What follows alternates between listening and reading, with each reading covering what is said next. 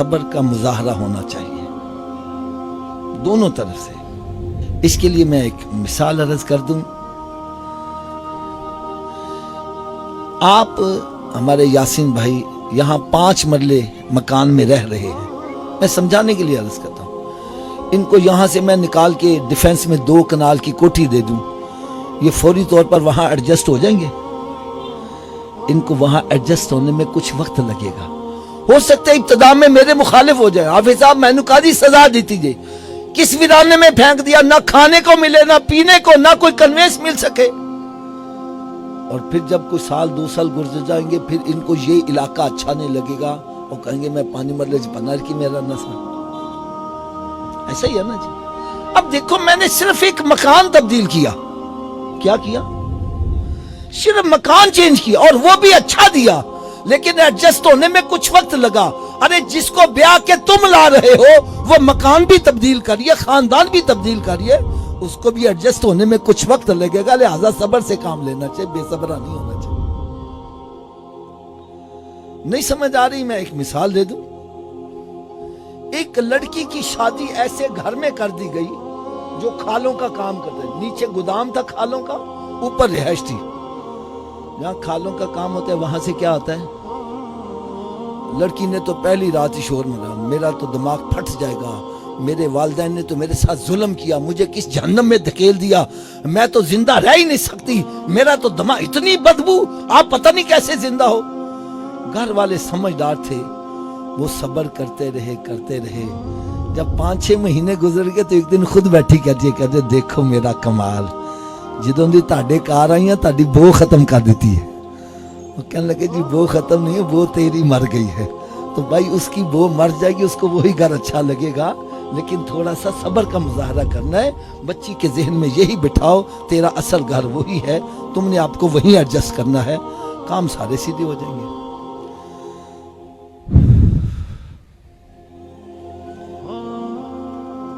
اور اگلی بات سنو، ہر دولہا یہ چاہتا ہے میری بیوی میرے ماں باپ کا ادب و احترام کرے، کیا کرے؟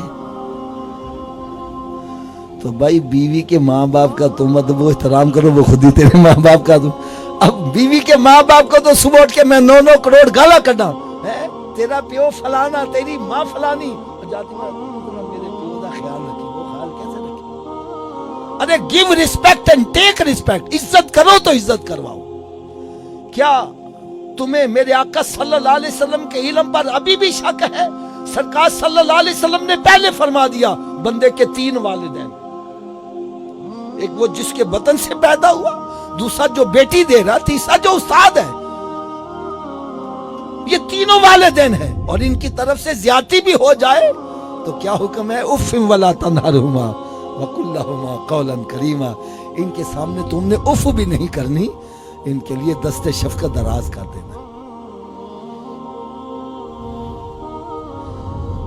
اور پھر ساس کو چاہیے کہ بہو کو اپنی بیٹی سمجھے، بیٹی سمجھے گی تو بچی کے عیبوں پر پردہ ڈالے گی۔ یہ بات تو بڑی مشکل ہے بہو کو بیٹی سمجھنا، لیکن گھر بسے گا جب۔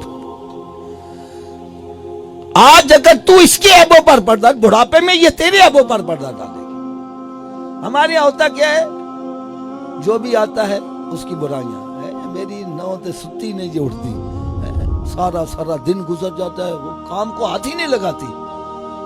میں کہتا ہوں یار چلو اس میں 90% برائیاں، کوئی 10% اچھائیاں تھی ہوگی نا یار، کوئی اچھائی بیان کر دو، اچھائی نہیں بیان کر، برائیاں ہی برائیاں۔ اور اللہ نہ کرے کہیں کو کاغذ کا پرزہ لپیٹا نکل آئے، بس سمجھو پھر تباہی، یہ تو جادوگرنی ہے، تو فلانی ہے۔ یار ایمانداری سے کیا یہ تعویذ برے کام کے لیے ہوتا ہے یا اچھے کام کے لیے بھی ہو سکتا ہے؟ تو ہم اچھا گمان کبھی رکھتے ہیں؟ میرے آقا صلی اللہ علیہ وسلم نے ارشاد فرمایا مومن کے بارے میں اچھا گمان کرو، بدگمانی نہ کرو۔ ارے مومن کے بارے میں بدگمانی رکھنا یہ حرام ہے، ہم حرام کے مرتکب ہیں۔ جو بھی دیکھتا ہے बुरी नजर से, बदगुमानियां, अच्छा गुमान नहीं।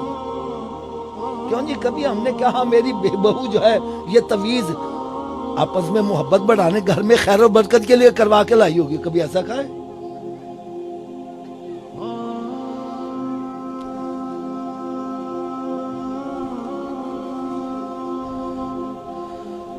एक आपको बड़ी प्यारी सी बात बतलाऊं। हमारे अहले सुन्नत वल जमात के बहुत बड़े रहनुमा अल्लामा शाह अहमद दुरानी साहब, इनके ससुर साहब मदीना मुनव्वर थे। तो जब कोई जाता ना तो पाकिस्तान से उनसे पूछते मेरे नूरानी मियाँ का क्या हाल है। तो एक बंदा कुछ दिल जला सा था, वो लगा उनकी बुराइयां में, वो जी वो तो सियासत में आ गए, तो ये हो गया वो हो गया।